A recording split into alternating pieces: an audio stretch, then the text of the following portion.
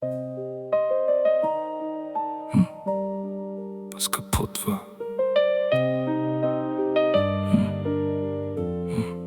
Die Werkstatt roch nach Öl und Metall und altem Staub und Zeit.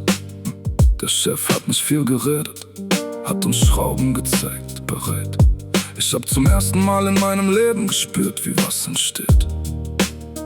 Wie kaputte Dinge unter Händen wieder werden, wie das geht.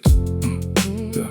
Du warst neben mir, auch du hattest die Hände voll mit Dreck. Wir haben nicht geredet viel, wir haben gearbeitet, den Fleck aus dem Motor rausbekommen, das Getriebe wieder runtergebaut. Und irgendwann hab ich gemerkt, ich bin ruhig und ich hab's geschaut. Ruhig, nicht weil nichts ist, sondern weil was ist, was zählt. Weil meine Hände was tun, das Sinn macht, weil das Ergebnis zählt. Kein Jugendamt, das aufschreibt, kein Betreuer, der Protokoll macht, nein.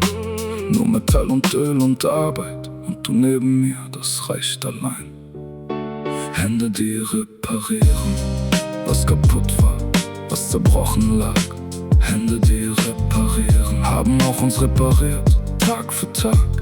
Mein Bruder neben mir und beide haben wir gebaut. Endlich gebaut, endlich gebaut. Hände, die reparieren, das erste Mal, dass Arbeit sich wie Leben anfühlt. Der Typ, der manchmal vorbeikam, hat nicht kontrolliert, hat nur geschaut, hat gefragt, braucht ihr was? Und ist gegangen, wenn man ihm vertraut. Das war neu.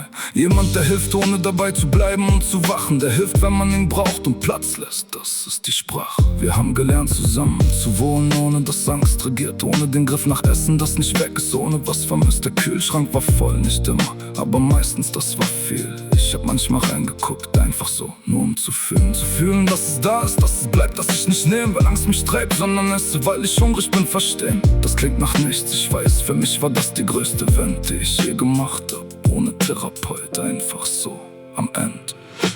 Hände, die reparieren, was kaputt war, was zerbrochen lag. Hände, die reparieren, haben auch uns repariert, Tag für Tag. Mein Bruder neben mir und beide haben wir gebaut. Endlich gebaut, endlich gebaut. Hände, die reparieren, das erste Mal, dass Arbeit sich wie Leben anfühlt. Es gibt einen Abend, wir saßen in der Werkstatt nach Feierabend noch. Du hattest Öl an der Wange, ich hab's dir gesagt, du hast gelacht. Dieses Lachen, das kenn ich seit ich klein bin. Das ist das Geräusch von zu Hause. Die reparieren.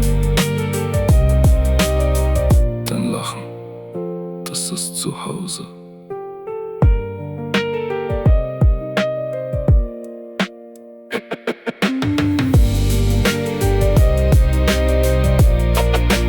Hände, die reparieren. Was kaputt war.